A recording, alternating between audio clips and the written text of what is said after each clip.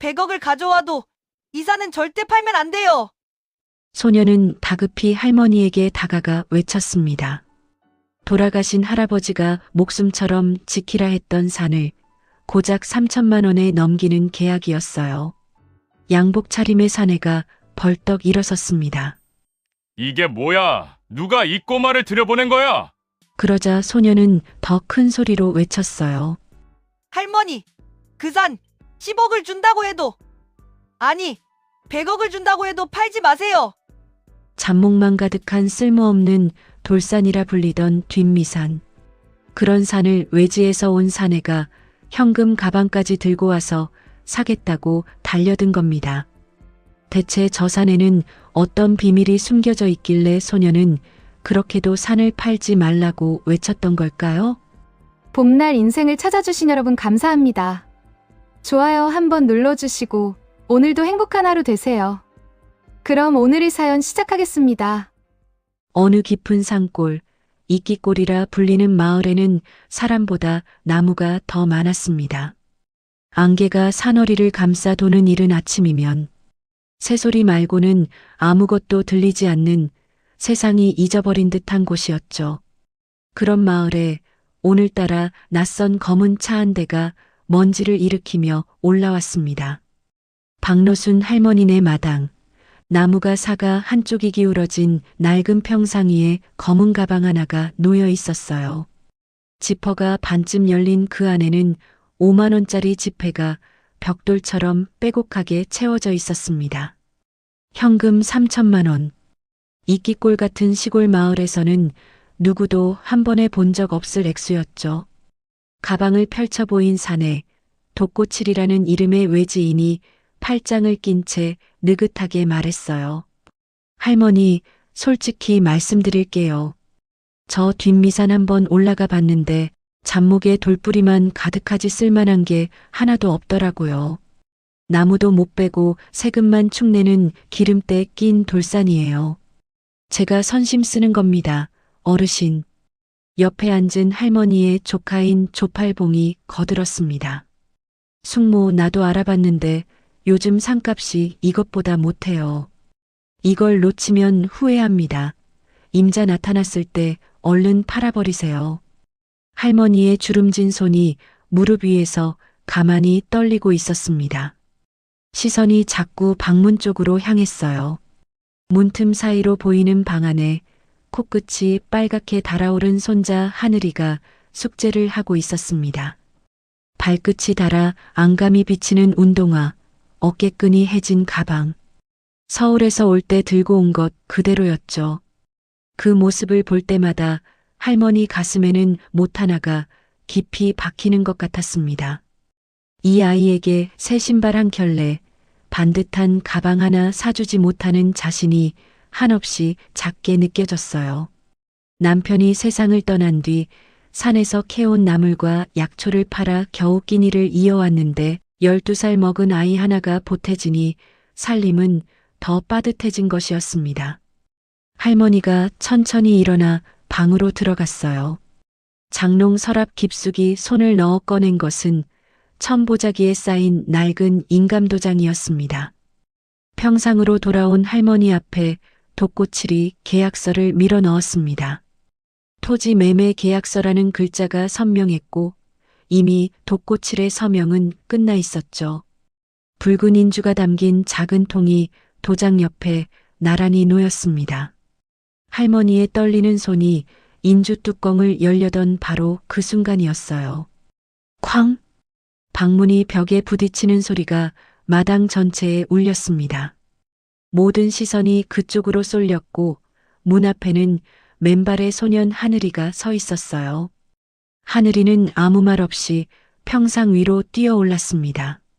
독고칠이 미처 반응하기도 전에 얇은 두 손이 계약서를 움켜쥐었고 힘껏 찢어버렸어요. 종이 조각들이 허공에서 흩날리는 사이 하늘이가 할머니 앞에 두 팔을 벌리고 섰습니다. 이 산 10억을 준대도 절대 안 팔아요. 아니, 100억을 가져와도 안 팔 거예요. 우리 할아버지가 절대 팔지 말라고 했단 말이에요. 순간 정적이 흘렀어요. 독고칠의 얼굴에서 웃음기가 싹 사라졌고 조팔봉은 자리에서 벌떡 일어섰습니다. 어린 것이 어른들 일에 끼어들어 너 때문에 할머니 길거리에 나앉게 생겼어. 그 말이 하늘이의 가슴 한가운데를 관통했습니다. 독고칠이 천천히 자리에서 일어났어요. 꼬마야, 어른들 얘기에 참견하면 안 되는 거야. 나지막했지만 그 한마디 안에 담긴 무게는 아이의 어깨를 짓누르기에 충분했습니다. 하지만 그때 평상 뒤에서 무언가를 움켜쥔 할머니가 벌떡 일어섰습니다. 뱃살이 빗자루였어요. 허리가 굽은 할머니가 그 빗자루를 양손으로 꽉 쥐고 하늘이 앞을 막아섰습니다. 조팔봉을 향해, 독고칠을 향해 눈을 부릅뜨고 한 발짝도 물러서지 않았어요. 주름 가득한 얼굴 위로 땀방울이 흘러내렸지만 빗자루를 쥔 두 손만은 더 이상 떨리지 않았습니다. 이 집에서 썩 나가. 내 손자한테서 떨어져 어서. 독고칠이 멈칫했어요. 조팔봉도 한 걸음 뒤로 물러났고요. 빗자루 하나 들고 서 있는 할머니와 그 등 뒤에 바짝 붙어 선 맨발의 소년. 독고칠이 구겨진 계약서 조각들을 내려다보며 혀를 찼어요. 그리고 조팔봉에게 눈짓을 한번 던진 뒤 검은 가방의 지퍼를 천천히 닫았습니다. 급할 것 없다는 듯 양복 소매를 툭툭 털며 차로 향하는 그의 뒷모습에서 포기의 기색은 조금도 느껴지지 않았어요. 먼지를 일으키며 검은 차가 사라진 뒤에도 할머니는 한참 동안 빗자루를 놓지 못했습니다. 그제야 다리에 힘이 풀렸는지 평상에 털썩 주저앉은 할머니의 품으로 하늘이가 조용히 파고들었어요. 아무 말도 하지 않았습니다. 그저 서로의 체온을 확인하듯 한참을 그렇게 안고 있었을 뿐이었죠. 1년 전 서울 외곽 고속도로 짙은 안개가 도로 위를 삼키고 있던 새벽이었어요. 아빠의 낡은 승용차 뒷좌석에서 하늘이는 잠이 들어 있었고 앞좌석에선 엄마가 아빠에게 졸리면 쉬었다 가자고 말하고 있었죠. 트렁크에는 할머니 생신 선물로 산 홍삼 세트가 실려 있었습니다. 할머니가 계신 이끼골까지는 아직 2시간이 넘게 남아 있었어요. 그 뒤의 일은 뉴스로만 전해졌습니다. 짙은 안개 속 연쇄 추돌, 차량 7중 충돌. 하늘이는 뒷좌석 에어백 덕에 살았지만 앞좌석의 두 사람은 병원에 도착하기도 전에 눈을 감았어요. 아이가 병원 침대에서 깨어났을 때 가장 먼저 본 것은 엄마도 아빠도 아닌 서류 뭉치를 들고 서성이는 낯선 어른들이었습니다. 고모와 큰아버지였어요. 부모님이 살아계실 때는 명절에도 얼굴 한번 비추지 않던 사람들이 장례식장에는 제일 먼저 도착해 있었습니다. 그런데 그들의 입에서 나온 건 위로가 아니었어요. 아파트 전세 보증금 1억 2천만 원. 그 돈을 두고 고모와 큰아버지가 병원 복도에서 목소리를 높이기 시작했습니다. 오빠, 하늘이는 내가 더 잘 키울 수 있어. 내가 맡을게. 무슨 소리야, 당연히 내가 맡아야지. 아파트는 내가 정리하고 하늘이 우리 집으로 데리고 갈 거야. 아이는 병원 침대 위에서 무릎을 끌어안고 그날부터 입을 닫았습니다. 한마디도 하지 않았어요. 의사에게도 간호사에게도 물론 그 어른들에게도. 그렇게 2달이 흘렀을 때 병원에 허리가 굽은 노인 한 분이 나타났습니다. 고무신을 신고 보따리 하나를 든 채로 이끼골에서 버스를 4번 갈아타고 올라온 박노순 할머니였어요. 할머니는 침대 옆 의자에 가만히 앉아 하늘이의 손을 잡고 그냥 그 자리에 있었어요. 거창한 위로도 억지 미소도 없이 주름진 손바닥의 온기만이 아이의 손등 위에 조용히 전해졌죠. 그날 저녁 하늘이가 2달 만에 처음으로 입을 열었습니다. 할머니, 나 데려가줘. 그 한마디가 전부였어요. 할머니는 고개를 끄덕였고 다음 날 아침 하늘이의 손을 잡고 병원을 나섰습니다.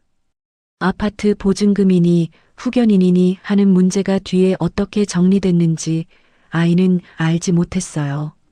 다만 버스 창밖으로 서울의 아파트 숲이 점점 멀어지고 산과 농과 개울이 하나둘 나타나기 시작했을 때 하늘이는 할머니 어깨에 기대어 오랜만에 잠이 들었습니다. 이끼골에 도착한 뒤에도 하늘이는 여전히 말이 없었어요.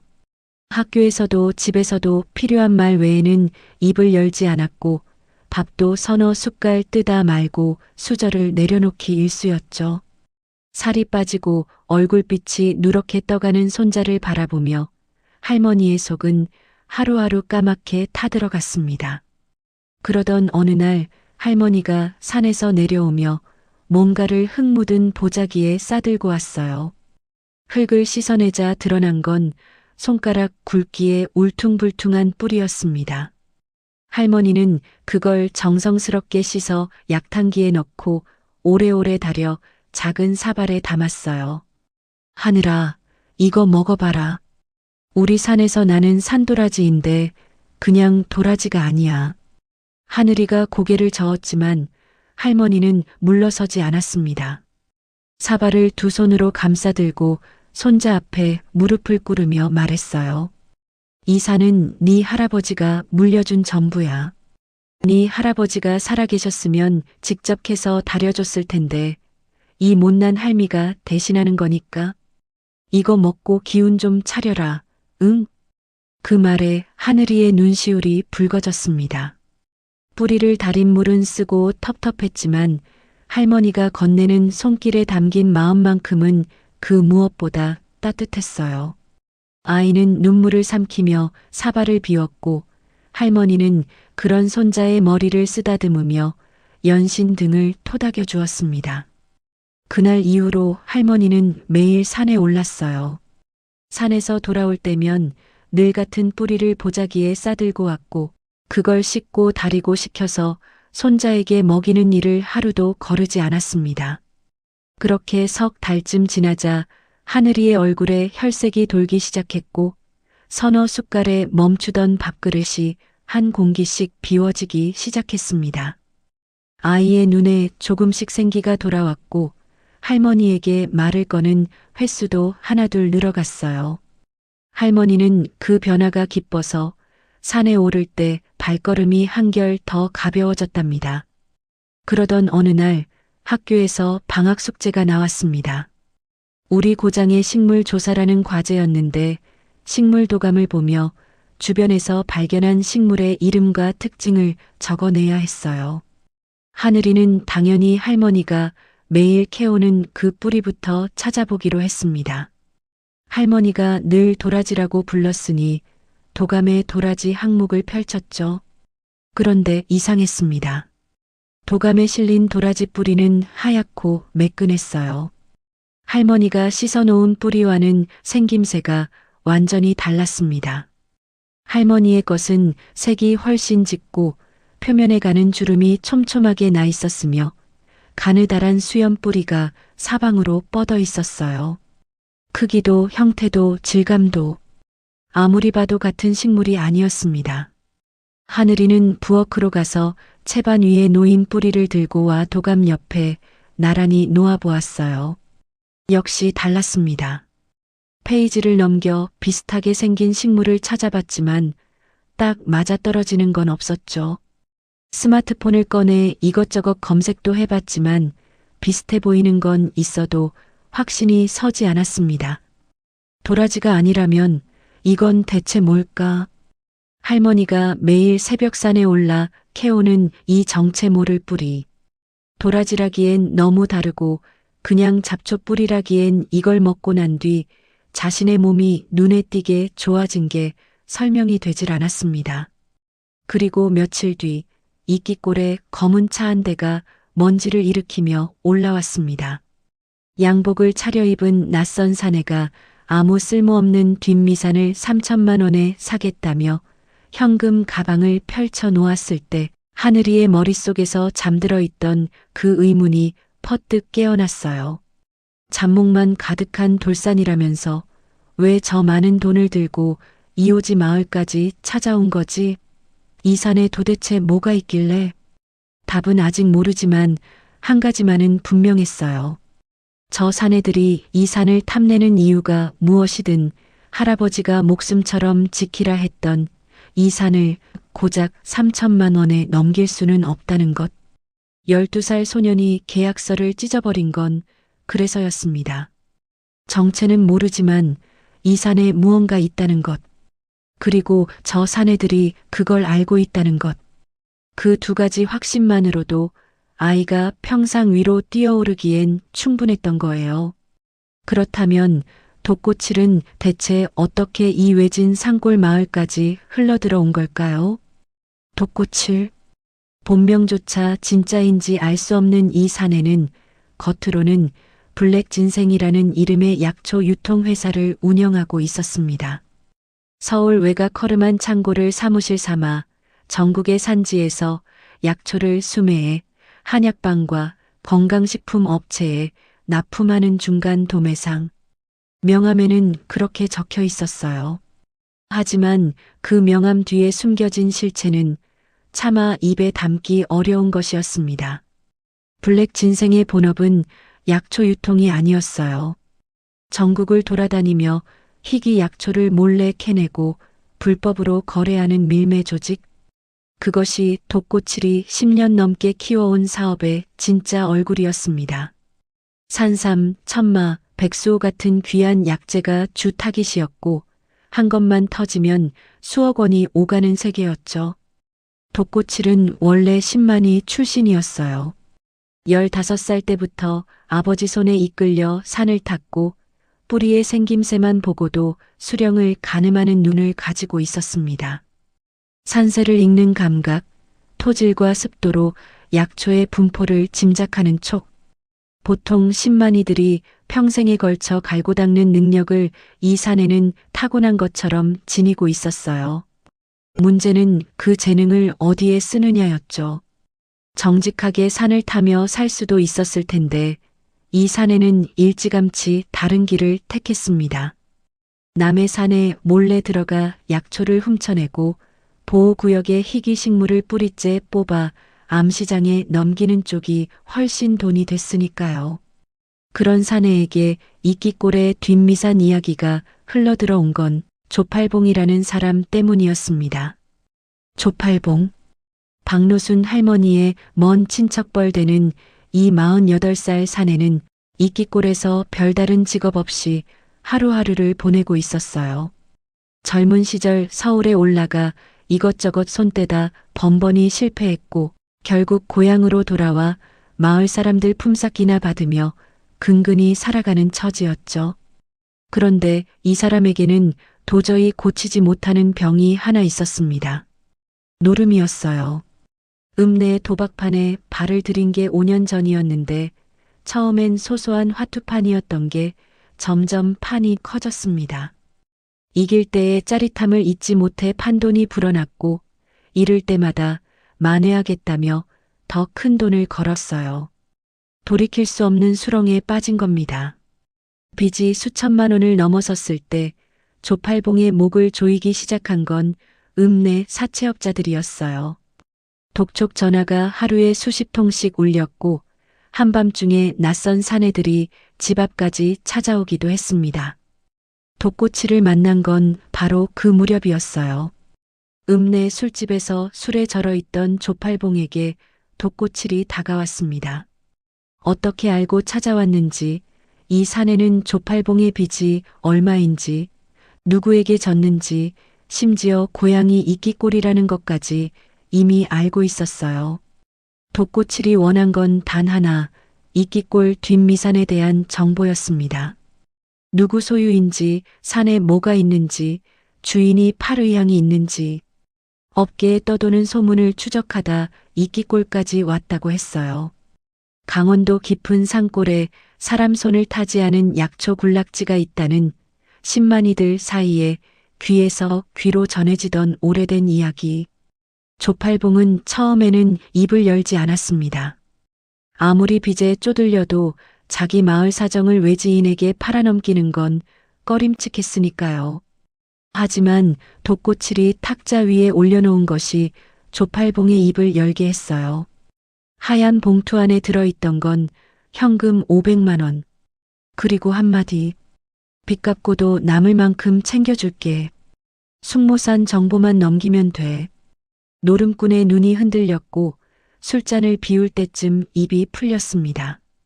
박노순 할머니 소유의 뒷미산 이야기, 남편이 죽기 전까지 절대 팔지 말라고 유언을 남겼다는 것, 할머니가 매일 산에 올라 무언가를 캐온다는 것, 최근 서울에서 손자가 내려와 함께 살고 있다는 것까지. 조팔봉은 자기 피부치의 속사정을 한 푼에 넘겨버린 거예요. 그 정보를 손에 쥔 독고칠은 직접 움직였습니다. 새벽 아무도 모르게 뒷미산에 올랐어요. 산 초입부터 발걸음을 늦추고 흙의 색깔을 살피고 나뭇잎 사이로 스며드는 빛의 각도를 읽었습니다. 10만이의 눈으로 산을 훑은 겁니다. 경사면의 토질, 수맥의 흐름, 나무 그늘의 깊이. 평범한 사람 눈에는 잡목만 우거진 돌산이었지만 독고칠의 눈에 비친 것은 전혀 달랐어요. 그리고 산 중턱쯤에 이르렀을 때 독고칠의 발이 멈추었습니다. 이끼 낀 바위 틈새, 고목뿌리가 감싸고 있는 그늘진 땅. 그 아래로 드문드문 솟아있는 작고 여린 줄기들. 다른 사람이었다면 그냥 지나쳤을 테지만 독고칠은 달랐어요. 한 줄기를 조심스럽게 살펴보았습니다. 잎의 모양, 줄기의 각도, 뿌리 주변 흙의 결. 이 사내의 얼굴에 걷잡을 수 없는 미소가 번져갔습니다. 이건 최소 100억짜리 노다지 판이야. 잡목만 가득한 쓸모없는 산이라고요? 천만에요. 이 산은 독고칠이 10년 넘게 전국을 뒤진 끝에도 본 적 없는 규모의 보물 창고였습니다. 그것도 사람 손을 한 번도 타지 않은 채 수십 년, 어쩌면 수백 년 동안 고요히 자라온 것들이 산 곳곳에 숨어 있었어요. 독고칠은 산을 내려오며 머릿속으로 계산을 시작했습니다. 직접 캐서 파는 것은 하책이었어요. 불법 채취는 적발 위험이 크고 이 규모를 몰래 빼돌리다간 반드시 꼬리가 잡힙니다. 게다가 뿌리째 뽑아버리면 일회성으로 끝나지만 산 자체를 손에 넣으면 매년 금이 자라는 금광을 통째로 삼키는 셈이 되는 거죠. 그래서 세운 계획이 이것이었습니다. 일단 쓸모없는 땅이라 속여서 합법적인 매매 계약 형태로 산을 넘겨받는 것. 헐값에 사들이되 서류상으로는 정당한 거래로 남겨야 나중에 뒤탈이 없으니까요. 3천만 원이라는 금액도 치밀하게 계산된 것이었어요. 너무 적으면 의심을 사고 너무 많으면 할머니가 산의 가치를 다시 생각할 수 있습니다. 시골 노인이 한 번도 만져보지 못했을 만큼은 크되 산의 진짜 가치에 비하면 먼지만큼도 되지 않는 액수. 그 교묘한 줄타기 위에 3천만 원이라는 숫자가 놓인 것이었죠. 조팔봉에게는 추가 지시가 내려왔습니다.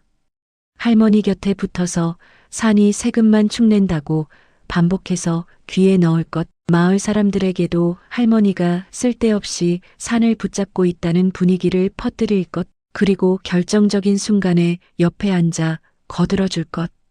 조팔봉은 고개를 끄덕였어요. 이미 500만 원을 받았고 일이 성사되면 5천만 원을 더 주겠다는 약속에 양심 같은 건 진작 팔아치운 뒤였습니다.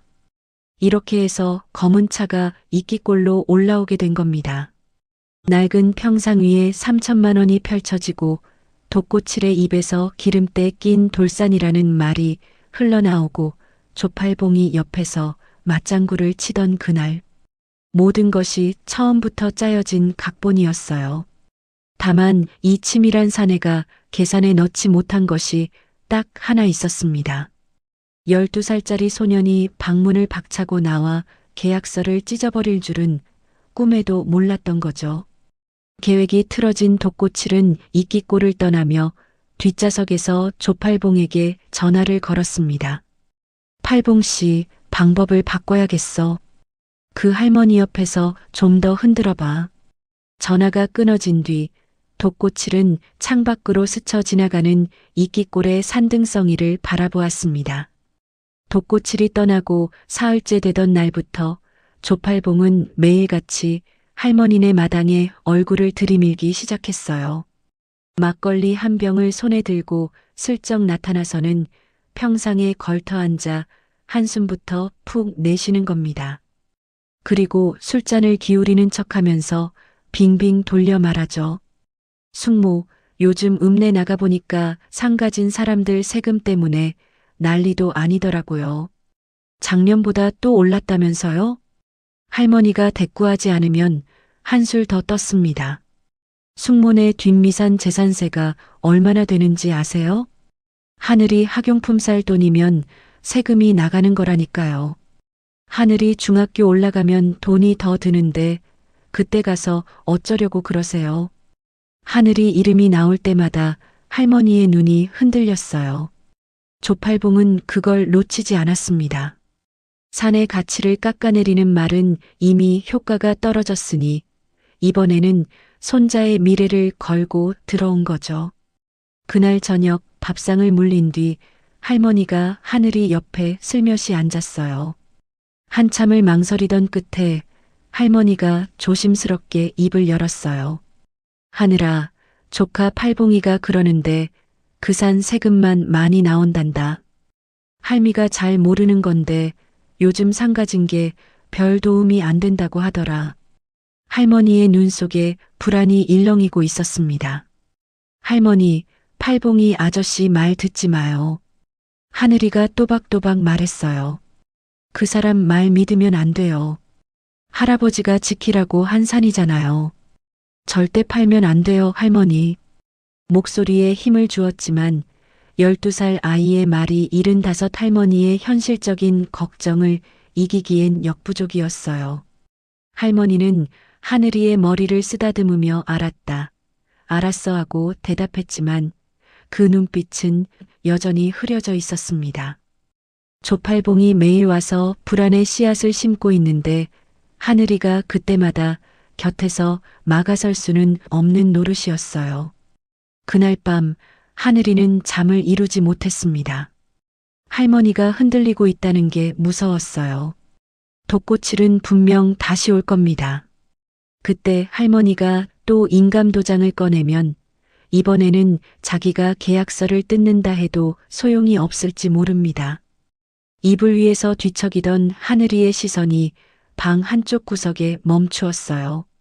짐 보따리 속에서 빼곡히 고개를 내밀고 있는 검은 원통 하나. 아빠의 망원경이었습니다. 아빠가 캠핑을 좋아했어요.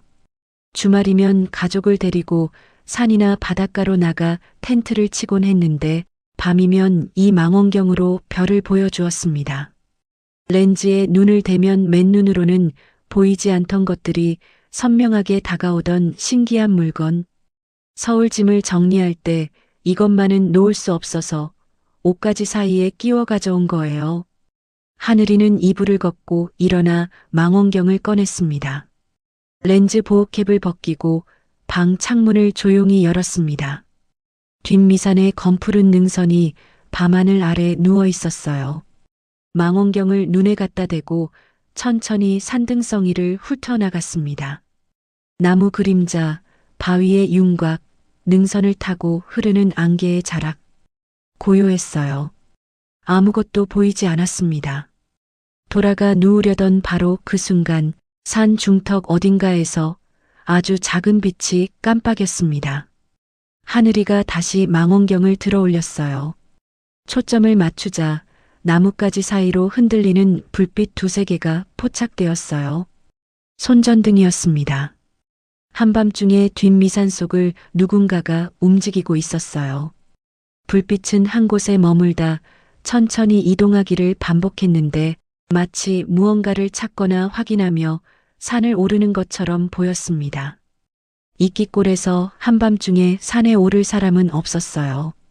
마을 사람들은 해가 지면 산에 얼씬도 하지 않았습니다. 산짐승이 나오기도 하거니와 가로등 하나 없는 산길을 밤에 오른다는 건 이 마을 상식으로는 있을 수 없는 일이었죠.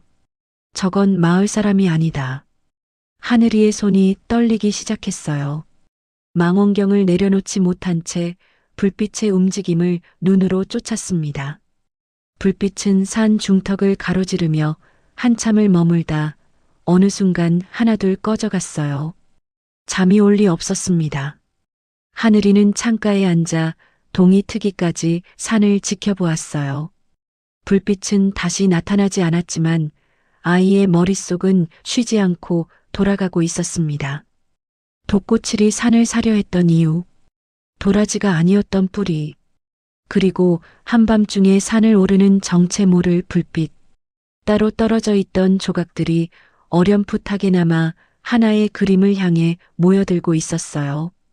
다음 날 아침 할머니가 밭에 나간 사이 하늘이는 뒷미산으로 향했습니다.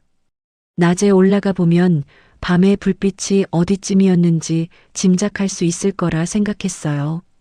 산 초입에 잡목숲을 헤치고 올라가는데 할머니를 따라 몇 번 다녀본 길이라 발걸음이 더듬거리진 않았습니다. 산 중턱을 지나 조금 더 올라갔을 때 하늘이의 발이 멈추었어요.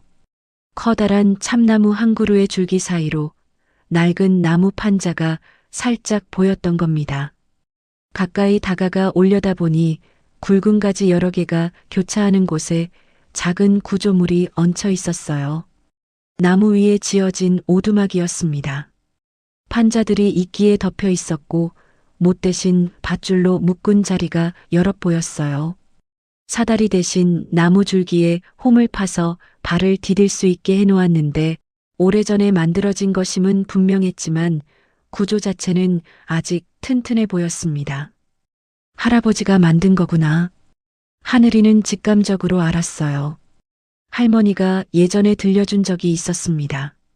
할아버지가 살아계실 때 산을 돌보느라 올라가면 하루 종일 내려오지 않았다고, 산에 자기만의 쉼터가 있었다고. 그게 이 오두막이었던 거죠. 홈을 짚어가며 조심스럽게 올라갔습니다. 오두막 안은 어른 하나가 겨우 누울 수 있는 크기였어요. 다 그런데 오두막에서 바라본 풍경에 하늘이는 입이 떡 벌어졌어요. 나뭇잎 사이로 산 아래 마을이 한눈에 보였고 반대쪽으로 고개를 돌리면 산 중턱에서 정상으로 이어지는 능선이 훤히 내려다 보였습니다. 어젯밤 불빛이 움직이던 바로 그 일대가 여기서 손에 잡힐 듯 가까웠어요. 여기서라면 보인다. 하늘이는 그날 저녁 할머니가 잠든 뒤 다시 산에 올랐습니다. 망원경과 스마트폰을 배낭에 넣고 손전등은 일부러 챙기지 않았어요. 불빛을 켜면 자기 위치가 드러나니까요.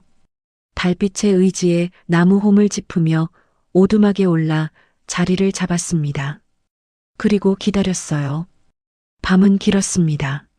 산에서 들려오는 소리가 낮과는 전혀 달랐어요. 바스락거리는 낙엽 소리, 어디선가 울어대는 부엉이, 바람에 삐걱거리는 나뭇가지.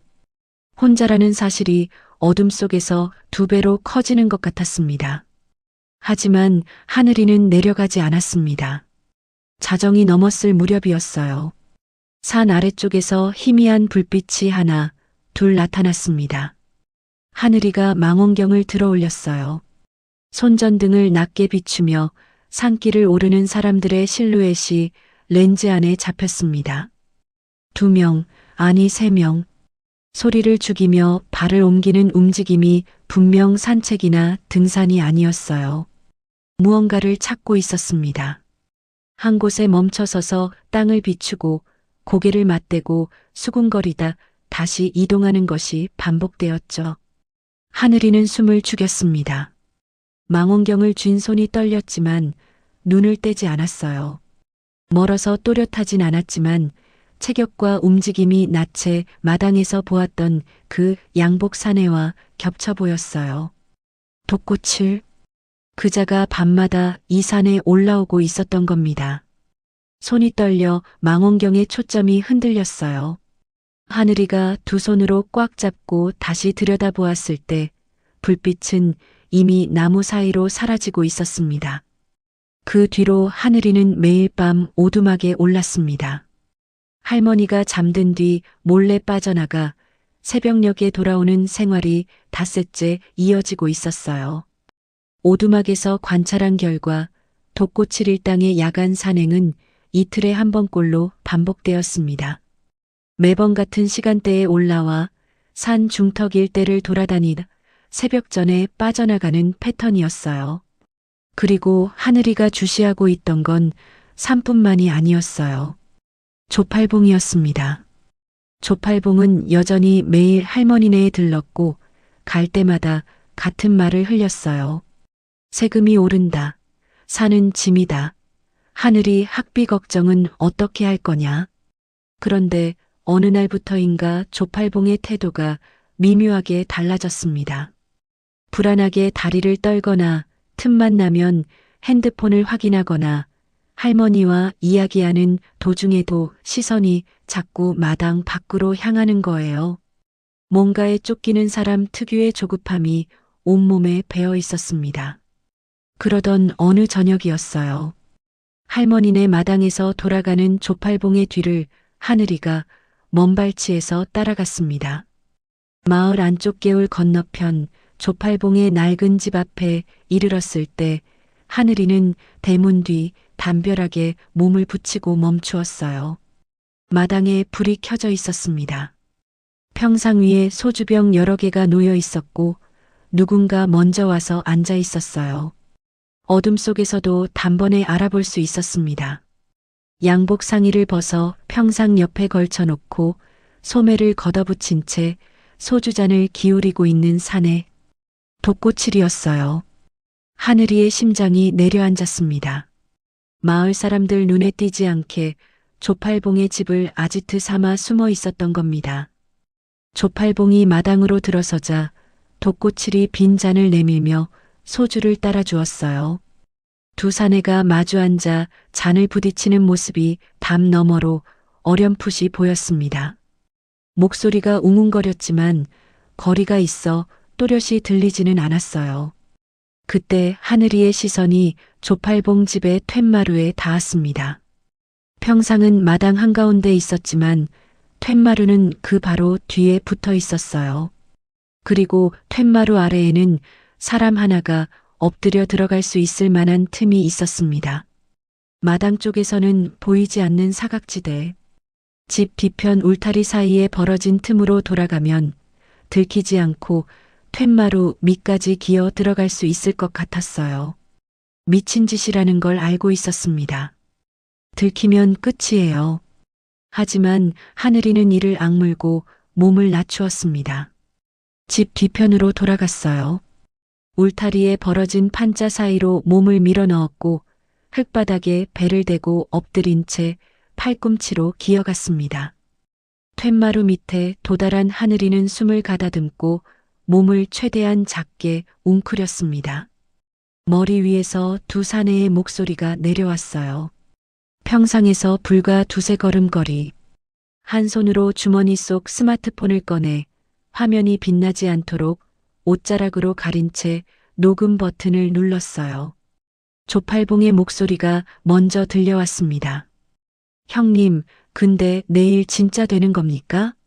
그 할머니가 또 안 찍는다고 하면 어쩝니까? 독고칠의 웃음소리가 났어요. 걱정 마. 이번에는 이장까지 다 세워놨어. 마을 전체가 압박하면 그 노인네가 버틸 재간이 없어. 쓸모없는 땅이라는 말에 홀딱 속았으니까. 내일 도장만 찍으면 수백억은 우리 거야. 수십억? 그 세 글자가 하늘이의 귓속에서 천둥처럼 울렸습니다. 3천만 원에 사겠다던 산이 수백억이라고요? 온몸에 전류가 흐르는 것 같았지만 아이는 미동도 하지 않았어요. 폰을 쥔 손에 더 힘을 주었을 뿐. 소주잔 부딪히는 소리가 났고 독고칠이 다시 입을 열었습니다. 팔봉 씨도 이번에 한몫 단단히 챙기는 거야. 3천만 원으로 수백억을 벌다니 이 맛에 사기치는 거지. 호탕한 웃음이 밤 공기를 가르며 퍼졌어요. 조팔봉도 따라 웃었습니다. 자기 피부치를 팔아넘기고 있다는 자각도 없이 돈 앞에서 허허거리는 그 웃음소리가 하늘이의 귀에는 비수처럼 박혔습니다. 도라지가 아니었던 그 뿔이, 한밤중에 산을 오르던 불빛, 3천만 원이라는 교묘한 금액, 흩어져 있던 퍼즐의 조각들이 이 두 마디에 와서 하나로 맞춰졌어요. 이 산에 수백억짜리 무언가가 있고 독고칠은 처음부터 그걸 알면서 할머니를 속여온 겁니다. 술판은 계속되었습니다. 독고칠이 내일 계약의 세부 계획을 조팔봉에게 지시하는 소리, 이장에게 얼마를 쥐어줬다는 이야기, 계약서에 도장만 찍히면 바로 산을 넘겨받는 절차까지 하나하나가 치밀하게 짜여진 범죄 계획이었어요. 그리고 그 모든 말이 하늘이의 스마트폰에 한 글자도 빠짐없이 담기고 있었습니다. 얼마나 지났을까요? 위에서 코 고는 소리가 들렸어요. 조팔봉이 평상에서 골아떨어진 것이었습니다. 독고칠이 일어서는 기척이 나더니 발소리가 점점 멀어졌어요. 차 문이 열리고 닫히는 소리, 그리고 엔진 소리가 마을 밖으로 사라져갔습니다. 하늘이는 그제야 숨을 내쉬었어요. 툇마루 밑에서 기어나온 하늘이가 스마트폰 화면을 확인했습니다. 녹음 시간 47분 23초.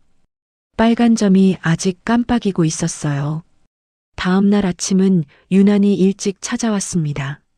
하늘이는 새벽에 겨우 눈을 붙였다가 마당에서 들려오는 낯선 목소리에 번쩍 눈을 떴어요. 부엌 쪽에서 할머니의 대답 소리가 들렸고 이어서 대문이 삐걱거리며 닫히는 소리가 났습니다. 하늘이가 방문을 열고 나갔을 때 할머니는 이미 외출 채비를 하고 있었어요. 구겨진 저고리를 갈아입고 머리를 빗어 넘기는 손놀림이 어딘가 불안해 보였습니다. 할머니, 어디 가요? 마을 회관에 잠깐 다녀온다. 이장님이 좀 오래. 어젯밤 독고칠의 말이 머릿속을 스쳤어요. 이장까지 다 세워놨다. 내일 도장만 찍으면 된다. 그게 오늘이었습니다. 할머니, 저도 같이 가요. 아이가 무슨 회관이야. 금방 다녀올 테니까 집에서 밥 먹고 있어라. 할머니는 손사래를 치며 대문을 나섰어요. 녹음 파일. 그걸 들려줘야 하는데 어떻게? 마을 회관. 거기엔 뭐가 있지? 하늘이의 머릿속에 회관 내부가 그려졌어요. 작년 마을 잔치 때 할머니 손에 이끌려간 적이 있었습니다. 넓지 않은 방에 긴 탁자가 놓여 있고 벽에는 마을 게시판, 그리고 한쪽 구석에, 맞아요, 구석에 오래된 대형 스피커가 있었어요. 마을 행사 때 노래를 틀거나 이장이 안내방송을 할 때 쓰는 앰프와 스피커 세트.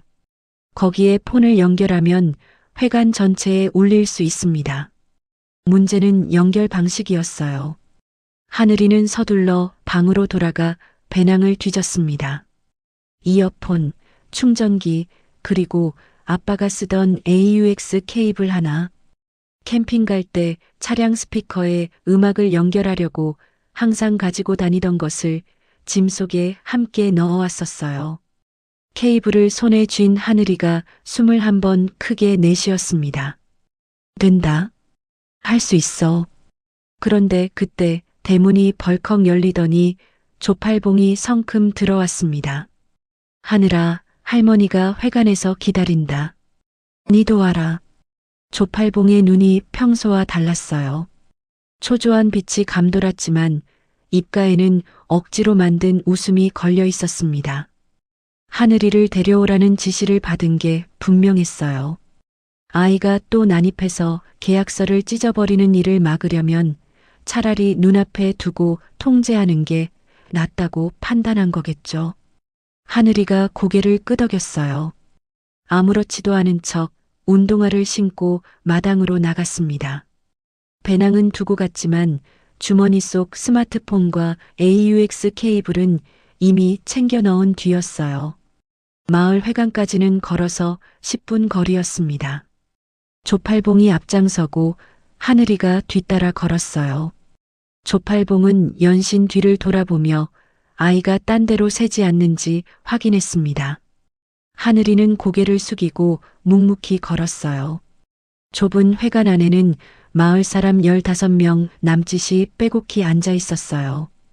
이장이 상석에 자리를 잡고 그 옆에 독고칠이 앉아 있었습니다. 할머니는 독고칠 맞은편에 작게 앉아 있었어요. 어깨가 움츠러들어 있었고 무릎 위에 놓인 두 손이 또 떨리고 있었습니다. 주변을 둘러싼 마을 사람들의 시선이 할머니에게 쏠려 있었는데 그 눈빛 안에 따뜻함은 없었어요. 빨리 끝내고 돌아가자는 무관심이거나 혼자만 고집 부리지 말라는 압박이거나. 이장이 자리에서 일어나 목소리를 높였습니다. 박노순 씨, 독고 사장님이 마을 발전을 위해서 좋은 조건을 내놓으셨소. 그 산 하나 때문에 마을 전체 개발이 막히고 있는 거 알지 않소? 협조 좀 합시다. 이장의 말이 끝나기가 무섭게 마을 사람 한둘이 거들었어요. 이장님 말이 맞아. 혼자만 생각하면 안 되지. 돈도 주겠다는데 뭘 더 바라나? 할머니를 애워싸는 목소리가 하나둘 보태질 때마다 할머니의 어깨가 조금씩 더 움츠러들었습니다. 독고칠이 부드러운 목소리로 끼어들었어요. 어르신, 저도 어르신 사정 충분히 이해합니다. 그래서 이번에는 조건을 더 좋게 가져왔어요. 여기 서류 한번 보시죠. 탁자 위에 새 계약서가 펼쳐졌습니다. 금액은 그대로 3천만 원. 달라진 건 겉포장뿐이었어요. 마을 발전 협조 계약이라는 그럴듯한 제목이 붙었고 이장의 직인까지 미리 찍혀 있었습니다. 마치 마을 전체가 합의한 공식 문서인 것처럼 꾸며놓은 거죠. 독고칠이 금색 펜을 할머니 앞에 가지런히 놓으며 미소를 지었어요. 하늘이는 회관 구석으로 눈을 돌렸어요. 벽 한쪽에 쌓인 접이식 의자 뒤로 먼지가 뿌옇게 쌓인 앰프와 대형 스피커가 보였어요. 이장이 다시 재촉했습니다. 노순 씨, 오래 끌 일 아니잖소. 도장 찍고 편하게 삽시다. 마을 사람들의 고개가 끄덕여졌고 독고칠은 탁자 위에 인주통을 열어 할머니 앞에 밀어 넣었어요. 할머니가 고개를 들어 회관 안을 한번 둘러보았습니다. 마을 사람들, 이장, 독고칠, 조팔봉. 사방이 벽이었어요. 그리고 할머니의 시선이 회관 한쪽 구석에 서 있는 하늘이에게 멈추었습니다. 할머니의 눈에 눈물이 차올랐습니다. 이 산을 지키고 싶었어요. 남편과의 약속이니까. 할머니의 떨리는 손이 장롱에서 꺼내온 인감도장을 쥐었어요. 하늘이가 움직이려 했습니다. 하지만 조팔봉이 아이의 어깨를 탁 짚더니 힘을 주어 눌렀어요. 작은 목소리로 귀에 대고 말했습니다. 얌전히 있어. 또 깽판 치면 그때는 할머니한테 진짜 좋지 않아. 할머니가 인감도장을 인주에 꾹 눌렀어요. 붉은 인주가 도장 밑면에 묻었습니다. 그 손이 계약서를 향해 천천히 내려가기 시작했어요. 독고칠의 눈이 반짝였습니다. 이장이 고개를 끄덕이며 안도의 한숨을 내쉬었고 마을 사람들의 시선이 할머니의 손끝에 집중되었어요. 바로 그 순간 하늘이가 조팔봉의 손 아래에서 몸을 확 낮추었습니다. 미끄러지듯 빠져나간 아이가 회관 구석의 앰프 뒤로 달렸어요. 조팔봉이야 하고 소리쳤지만 이미 한 발 늦었습니다. 하늘이의 손이 앰프 뒷면을 더듬었어요. 주머니에서 케이블을 꺼내 한쪽은 스마트폰에 한쪽은 앰프에 꽂았어요.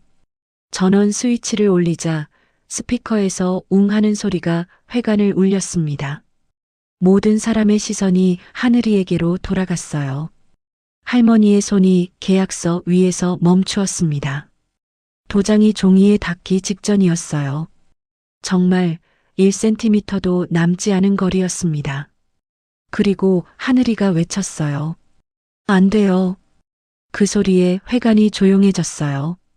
숨소리조차 멈춘 것 같은 정적 속에서 하늘이의 손가락이 스마트폰 화면 위의 재생 버튼을 향해 움직이고 있었습니다. 찰나의 정적 뒤에 스피커에서 터져나온 것은 음악이 아니었습니다. 사람의 목소리였어요. 걱정 마. 이번에는 이장까지 다 세워놨어.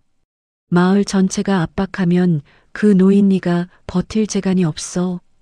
그 목소리의 주인인 독고칠의 얼굴에서 온화하던 미소가 눈 녹듯 사라졌습니다. 쓸모없는 땅이라는 말에 홀딱 속았으니까. 내일 도장만 찍으면 수십억은 우리 거야. 웅성거림이 일었어요. 마을 사람들의 눈이 동그래졌습니다. 수십억? 쓸모없는 땅이라며? 속았다고? 사람들의 시선이 독고칠과 스피커 사이를 오갔어요. 독고칠은 자리에서 반쯤 일어선 채 굳어진 얼굴로 하늘이를 노려보고 있었습니다. 그런데 결정타는 아직 나오지 않았어요. 조팔봉의 목소리가 스피커를 타고 흘러나왔습니다. 형님, 근데 내일 진짜 되는 겁니까? 그 할머니가 또 안 찍는다고 하면 어쩝니까? 마을 사람 여럿이 고개를 돌려 조팔봉을 보았어요. 조팔봉의 얼굴이 하얗게 질려 있었습니다. 입이 벌어졌다 닫혔다를 반복했지만 아무 소리도 나오지 않았어요. 그리고 마지막 한마디가 회관을 뒤흔들었습니다. 3천만 원으로 수백억을 벌다니 이 맛에 사기치는 거지. 독고칠의 호탕한 웃음소리가 스피커를 통해 퍼져나갔어요. 그 웃음이 끝나기도 전에 하늘이가 앰프 앞에 선 채로 회관을 향해 소리쳤습니다. 다 들으셨죠? 쓸모없는 땅이라고요? 우리 할머니 속여서 수십억 벌려고 작당한 사기꾼들이에요. 처음부터 전부 짜고 친 거라고요. 회관 안이 벌집을 쑤셔놓은 듯 술렁였어요. 수백억이라고? 사기를 쳤다고? 아니, 그럼 그 계약이 다 거짓말이었단 거야? 사람들 사이에서 터져나오는 말들이 겹치고 엉켰습니다. 아까까지 할머니에게 협조하라고 재촉하던 사람들이 이제는 독고칠을 향해 의심의 눈초리를 보내기 시작했어요. 이장의 얼굴이 싸늘하게 굳었습니다. 이장까지 다 세워놨다는 그 한마디가 이 자리에서 가장 날카로운 칼이 되어 돌아온 겁니다. 독고칠이 의자를 벌떡 일어나며 밀쳐냈어요. 말끔한 정장 차림의 사내가 회관을 가로질러 하늘이에게로 성큼성큼 다가왔어요. 너 도대체 뭐야? 사내의 손이 하늘이의 스마트폰을 향해 뻗었어요. 낚아채듯 움켜쥐려는 손가락이 폰 모서리를 스쳤지만 하늘이가 폰을 가슴에 꽉 안고 몸을 돌렸습니다. 나 이거 당장 내놔. 독고칠이 아이의 팔을 잡아챘어요. 그 광경을 본 마을 사람들의 표정이 변했어요. 속일 생각이 없는 사람이 왜 저렇게 녹음 파일을 빼앗으려 들겠어요. 사내의 발악이 녹음의 내용이 전부 사실이라는 것을 이 자리의 모든 사람에게 증명해 버린 거예요. 손 놔요. 할머니가 자리에서 벌떡 일어났어요. 인감도장이 바닥에 떨어지며 또르르 굴러갔지만 할머니는 돌아보지도 않았습니다. 독고칠에게 달려가 하늘이의 몸을 끌어안았어요. 구부정한 등으로 손자를 감싸며 사내를 향해 눈을 부릅떴습니다. 내 손자한테서 손 못 떼? 회관 한쪽에서 누군가가 말했습니다. 경찰 불러야 하는 거 아니야?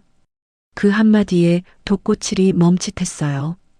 그런데 하늘이의 입꼬리가 떨리듯 올라갔습니다. 할머니 품에 안긴 채 아이가 독고칠을 올려다보며 말했어요. 경찰은 벌써 불렀어요. 독고칠의 얼굴에 처음으로 공포가 스쳤습니다. 그리고 그 말이 끝나기가 무섭게 회관 밖에서 자갈을 밟는 여러 사람의 발소리가 가까워져 오고 있었어요. 어젯밤 조팔봉 집 툇마루 밑에서 기어나온 뒤 집으로 돌아온 하늘이가 가장 먼저 한 일은 112에 전화를 거는 것이었어요.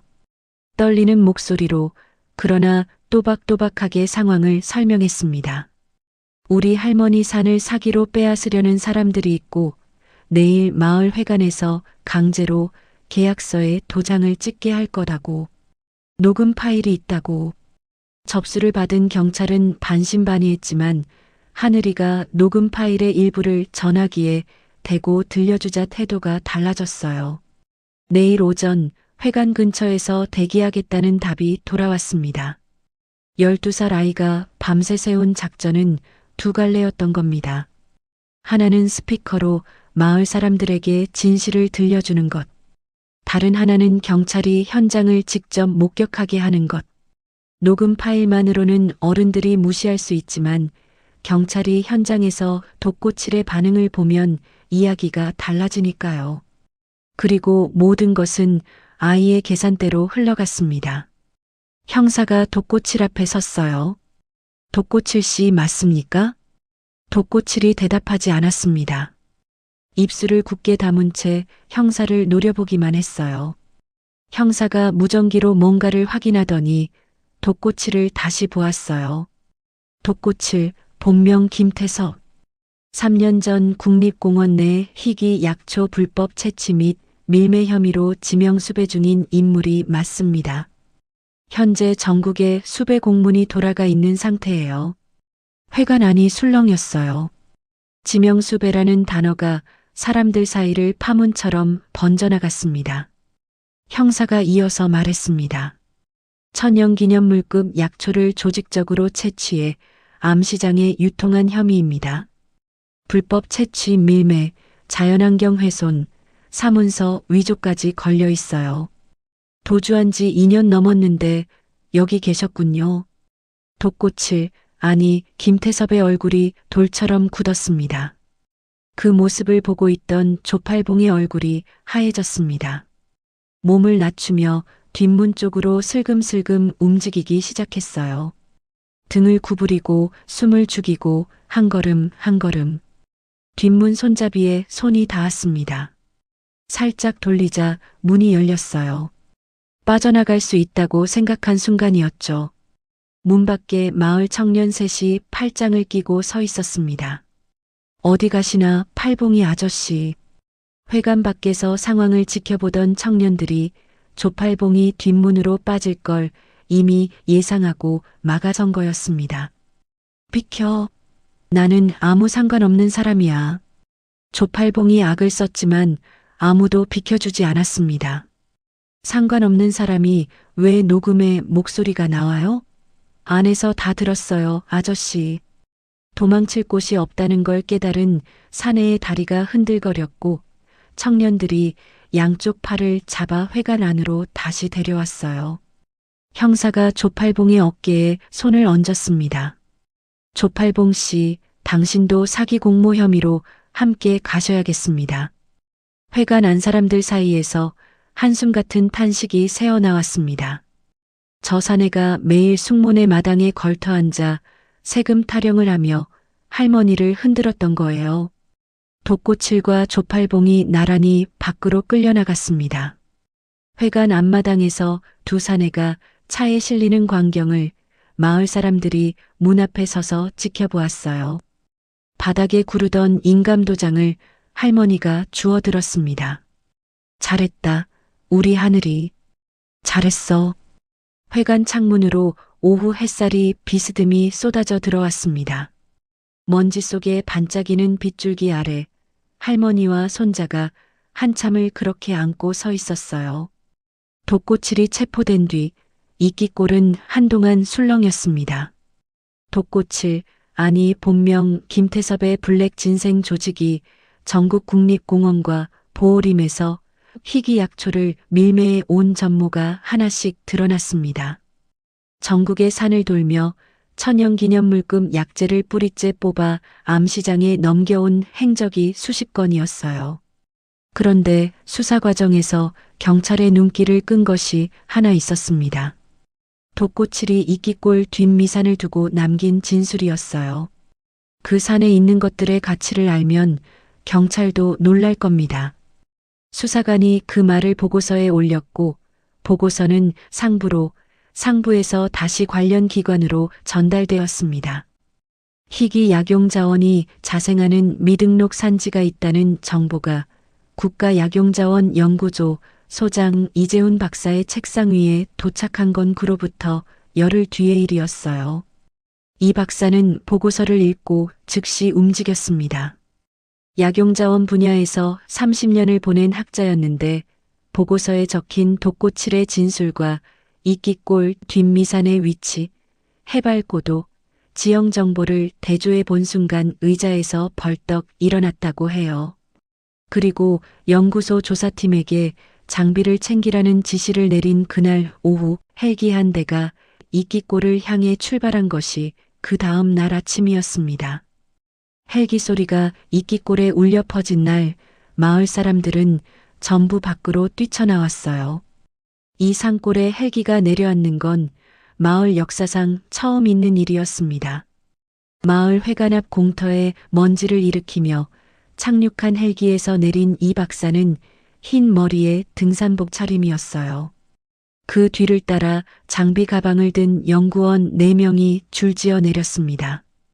이 박사가 마을 이장에게 간단히 인사를 하고는 곧바로 뒷미산 쪽을 바라보았어요. 산의 능선을 눈으로 훑는 학자의 눈빛이 이미 예사롭지 않았습니다. 산부터 봐야겠습니다. 안내해 주시겠습니까? 할머니와 하늘이가 앞장을 섰어요. 이 박사와 연구원들이 뒤를 따랐고 소식을 들은 마을 사람들 몇몇이 호기심에 따라붙었습니다. 산 초입부터 이 박사의 발걸음이 느려졌어요. 나무 사이를 걸으며 흙을 손으로 집어 냄새를 맡고 이끼 낀 바위의 표면을 손가락으로 문지르고 고개를 들어 수간 사이로 쏟아지는 햇빛의 각도를 살폈습니다. 연구원들이 여기저기서 토양 샘플을 채취하고 습도와 온도를 측정하는 동안 이 박사는 점점 산 안쪽으로 깊이 들어갔어요. 할머니가 매일 올라가던 길을 따라 중턱을 지나 조금 더 위로, 할머니가 늘 뿌리를 캐던 곳 근처에 이르렀을 때 이 박사의 걸음이 멈추었습니다. 고목 아래 이끼 덮인 바위 틈에서 여린 줄기 몇 개가 고개를 내밀고 있었어요. 할머니가 도라지라고 불렀던, 하늘이가 도감에서 찾지 못했던 바로 그 식물이었습니다. 이 박사가 무릎을 꿇고 흙 위에 두 무릎을 대고 앉아 줄기 하나를 떨리는 손끝으로 조심스럽게 만졌습니다. 잎의 형태를 살피고 줄기의 굵기를 가늠하고 뿌리 주변 흙의 색과 결을 확인하는 동안 학자의 눈이 점점 커져갔어요. 뒤따라온 연구원 한 명이 이 박사의 얼굴을 보고는 말을 걸지 못했습니다. 30년을 약용자원 연구에 바친 학자가 흙 위에 무릎을 꿇고 고개를 숙인 채 어깨를 떨고 있었으니까요. 이 박사가 천천히 일어섰어요. 주변을 돌아보았습니다. 같은 줄기들이 여기 한 무더기, 저기 한 무더기, 산비탈을 따라 드문드문 이어져 있었어요. 이끼와 낙엽에 가려 눈에 잘 띄지 않았지만 알아보는 눈에는 보였습니다. 한 곳이 아니었어요. 이 산 중턱에서 정상부까지 군락 전체가 살아있었던 겁니다. 이 박사가 할머니를 돌아보았어요. 목소리가 떨리고 있었습니다. 어르신, 이걸 도라지라고 하셨습니까? 할머니가 고개를 끄덕였어요. 뭔가 잘못된 건가 싶어 불안한 표정이 스쳤습니다. 내가 잘못 캔 거요? 손자한테 먹이면 안 되는 건 아니지요? 이 박사가 고개를 저었어요. 그리고 할머니의 손을 두 손으로 꼭 잡았습니다. 어르신, 이건 도라지가 아닙니다. 이 박사는 이어 말했습니다. 이건 천종산삼입니다. 자연에서 씨가 떨어져 사람 손을 한 번도 타지 않고 자란 야생 산삼이에요. 그것도 줄기의 형태와 뿌리 주변 환경으로 보아 최소 수백 년 수령의 것들이 섞여 있습니다. 이 박사가 산 비탈을 가리켰어요. 이 규모의 천종산삼 군락지는 대한민국에서 보고된 적이 없습니다. 10억이 아니라 수백억을 줘도 바꿀 수 없는 국가적 보물입니다. 할머니의 무릎이 풀렸습니다. 그 자리에 주저앉은 할머니의 입에서 나온 건 놀라움도 기쁨도 아니었어요. 여보, 평생 이 산을 지키라 했던 사람, 이유는 말하지 않고 그저 지키라고만 했던 사람. 할머니는 그 말을 묵묵히 따랐을 뿐인데 그 안에 이런 것이 숨어 있었다니. 할머니의 두 눈에서 눈물이 흘렀어요. 수백억짜리 산삼 군락지. 그 말이 입에서 입으로 옮겨지며 이끼골 전체가 뒤집혔습니다. 마을 회관 앞에 사람들이 하나둘 모여들었고 산에서 내려온 이 박사가 조사 결과를 간략히 전하자 웅성거림이 탄성으로 바뀌었어요. 그런데 그 탄성 사이로 고개를 숙이는 사람들이 있었습니다. 할머니에게 산을 팔라고 재촉했던 사람들이었어요. 이장 옆에서 협조합시다라고 거들었던 사람, 혼자만 생각하면 안 된다고 눈을 흘겼던 사람, 마을 회관에서 할머니를 구석으로 몰았던 그 사람들이 이제야 자기들이 무슨 짓에 동참했는지를 깨달은 겁니다. 사기꾼 편에 서서 이 마을에서 가장 순박한 노인을 벼랑 끝으로 밀었다는 사실이 발등에 떨어진 것이죠. 누군가 먼저 할머니 앞에 와서 고개를 숙였어요. 노순 씨, 내가 그때 잘못했소. 미안하오. 한 사람이 고개를 숙이자 둘이, 셋이 따라왔습니다. 이장은 끝내 말을 잇지 못하고 고개만 깊이 떨구었어요. 모자를 벗어든 채 할머니 앞에 선 이장의 입에서 미안합니다라는 세 글자가 나오기까지 한참이 걸렸습니다. 할머니는 그 사람들을 물끄러미 보았어요. 원망이 없었다면 거짓말이겠죠. 하지만 할머니는 그런 사람이 아니었습니다. 평생 산골에서 나무를 캐고 밭을 일구고 아픈 이웃에게 도라지 한 뿌리라도 나눠주며 살아온 사람이었으니까요. 할머니가 부엌으로 들어가 잠시 뒤 쟁반을 들고 나왔는데 그 위에는 작은 사발들이 나란히 올려져 있었습니다. 사발 안에 담긴 것은 연한 갈색 물이었어요. 할머니가 매일 산에서 캐와 하늘이에게 다려 먹이던 바로 그 뿌리를 우린 물이었습니다. 이제는 수백억짜리라는 걸 알게 된 그것을 할머니는 아무렇지도 않게 마을 사람들에게 나눠주기 시작했어요. 한 잔씩 드시오. 몸에 좋으니까. 사발을 받아든 사람들의 손이 떨렸습니다. 미안해서 받을 수가 없다는 사람도 있었지만 할머니는 그 손을 도로 밀어주었어요. 다 지난 일인데 뭘 그래요. 이웃끼리 그러고 살면 못 쓰지. 산삼차를 나눠 마시는 마을 사람들 사이에서 하늘이가 할머니 옆에 앉아 있었습니다. 할머니가 아이의 머리를 쓰다듬으며 나지막이 말했어요. 네 할아버지가 이 산을 지키라 한 게 이런 뜻이었구나. 할미는 이제야 알았다. 하늘이가 고개를 끄덕이며 할머니의 손을 꼭 잡았어요. 뒷미산 위로 오후 햇살이 쏟아져 내리고 있었습니다. 잡목만 가득한 쓸모없는 돌산이라 불렸던 그 산이 지금 이 순간만큼은 세상에서 가장 눈부셔 보였습니다. 그의 가을이었습니다. 이끼골의 뒷미산은 이제 더 이상 똥산이라 불리지 않았어요. 이 박사의 조사 결과가 정식으로 발표된 뒤 국가약용자원 연구소는 뒷미산 일대를 국가특별관리 약용자원 보호구역으로 지정했습니다. 산 입구부터 능선까지 철제 울타리가 둘러졌고 곳곳에 고성능 CCTV가 설치되었어요. 24시간 감시 시스템이 가동되면서 돛고칠 같은 밀매꾼이 다시 발을 들릴 수 없는 철벽이 세워진 거죠. 국가가 소유자를 보호하면서 산삼 군락지를 함께 관리하는 방식이었어요. 연구소에서 파견된 전문 관리인이 상주하며 산삼의 생육 상태를 점검했고 할머니와 하늘이는 도둑 걱정 없이 이 산을 지킬 수 있게 되었습니다. 그리고 첫 번째 경매가 열린 날 이끼골은 물론 전국이 들썩였어요. 이 박사의 감정을 거친 천종산삼 중 수령이 확인된 것들이 정식 유통망을 통해 경매에 올라갔습니다. 서울 한복판 경매장에 할머니와 하늘이가 나란히 앉아 있었어요. 할머니는 난생 처음 와보는 번쩍이는 건물이 어리둥절했지만 하늘이가 옆에서 하나하나 설명해 주었죠. 첫 번째 뿌리의 낙찰가가 전광판에 떴을 때 할머니의 입이 벌어졌습니다. 숫자 뒤에 붙은 0의 개수를 몇 번이고 다시 세었어요.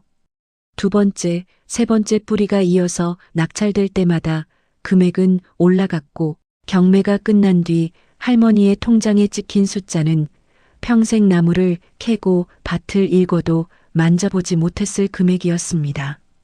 그게 시작이었어요. 산삼은 한번 캐면 끝나는 것이 아니었습니다.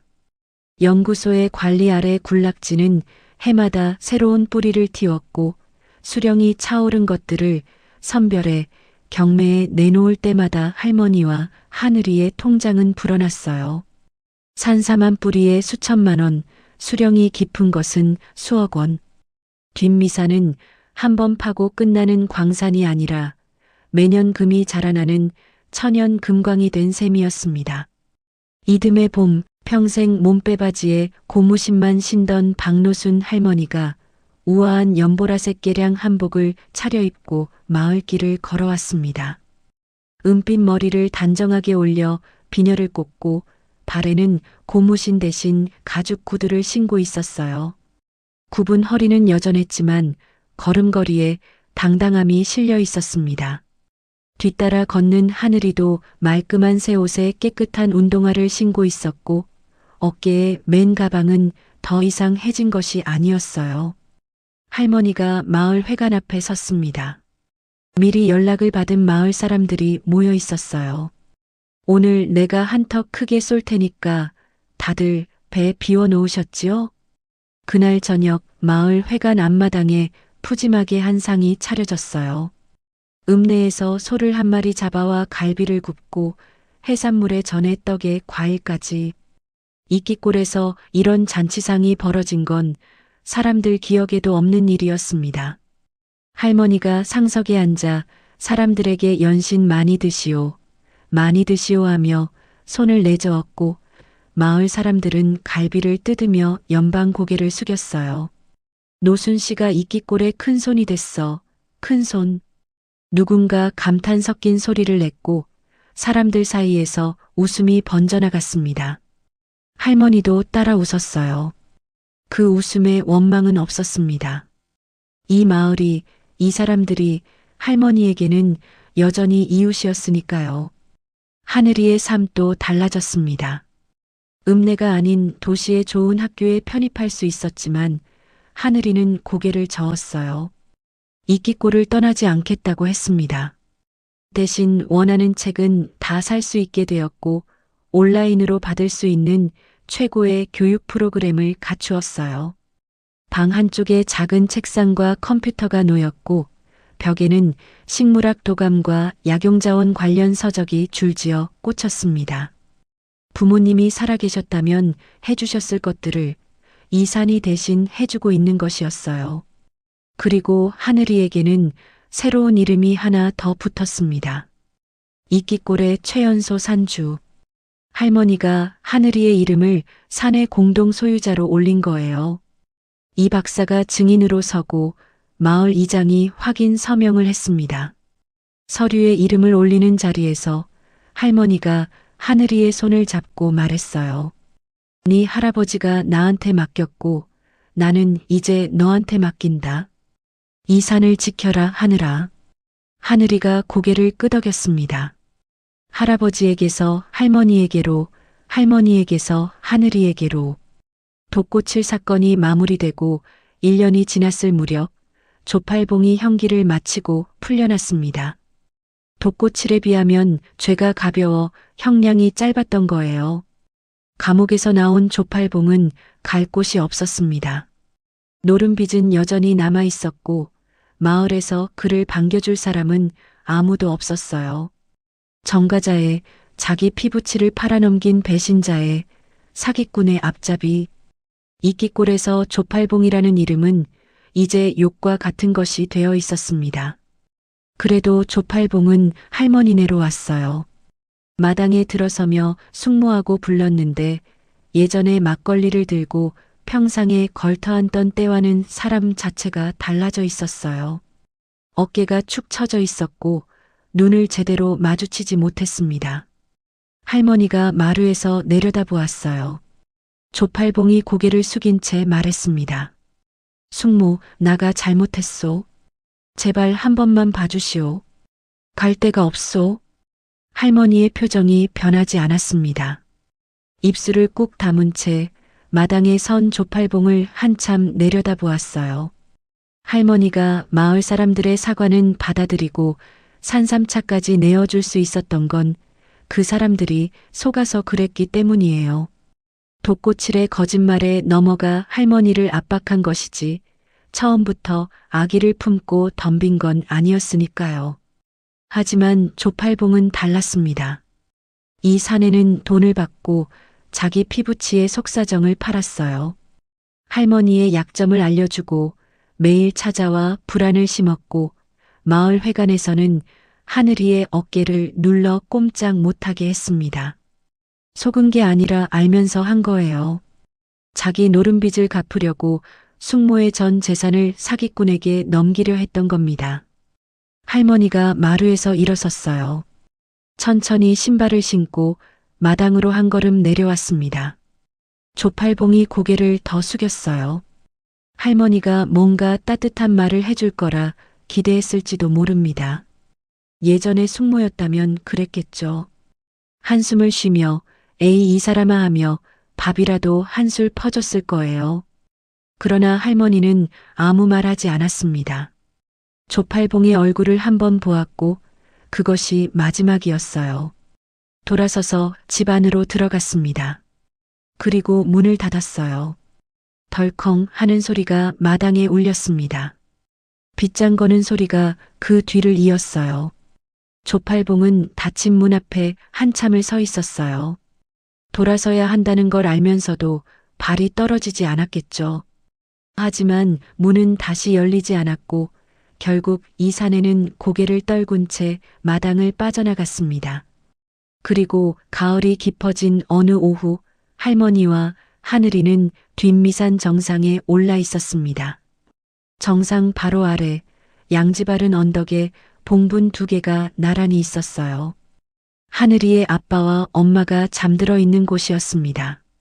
할머니가 아들 내외의 묘를 이끼골 뒷미산으로 이장한 것은 산삼 소식이 알려진 직후였어요. 이 산이 지켜지는 한 아들 내외도 함께 지켜진다는 할머니의 마음이었죠. 하늘이가 묘 앞에 무릎을 꿇고 꽃을 심고 있었습니다. 국화 한 포기, 코스모스 한 포기, 흙을 파고 뿌리를 묶고 물을 주는 아이의 손놀림이 더 이상 서툴지 않았어요. 이끼골에서 보낸 시간이 이 아이에게 흙의 온도를 가르쳐 준 겁니다. 할머니가 옆에 앉아 아이가 꽃을 심는 모습을 지켜보고 있었어요. 바람이 불 때마다 능선 위로 나뭇잎이 흩날렸고 멀리 이끼골 마을의 지붕들이 손바닥만 하게 보였습니다. 꽃을 다 심은 하늘이가 일어서서 할머니 옆에 섰어요. 두 사람이 나란히 서서 산 아래를 내려다보았습니다. 잡목만 무성하다며 똥산이라 불렸던 산, 세금만 축낸다며 팔라고 재촉하던 산, 사기꾼이 덤벼들었던 산. 지금 이 산은 국가가 지키고 할머니가 가꾸고 12살 산주가 물려받은 세상에서 가장 귀한 산이 되어 있었어요. 할머니가 하늘이의 어깨에 손을 얹었습니다. 하늘아, 네 엄마 아빠도 여기서 보고 있을 거다. 네가 얼마나 씩씩하게 컸는지. 하늘이가 고개를 끄덕이며 봉분을 바라보았어요. 바람이 불어와 방금 심은 국화와 코스모스가 바람에 살랑살랑 흔들렸어요. 마치 알겠다고, 잘했다고 고개를 끄덕여주는 것처럼. 엄마, 아빠, 나 할머니랑 잘 지내고 있어. 이 산도 잘 지킬게. 약속해. 이 산은 영원히 지지 않을 겁니다. 할아버지가 심고 할머니가 지키고 하늘이가 이어받은 이 산은요. 어떤 탐욕도 어떤 거짓도 이 산의 품만큼은 빼앗지 못할 테니까요. 오늘 사연 재미있게 들으셨나요? 사연의 주인공인 박노순 할머니와 손자 하늘이에게 해주고 싶은 말씀을 댓글로 남겨주세요. 오늘도 봄날 인생과 함께 해주셔서 감사합니다. 늘 건강하고 행복하세요.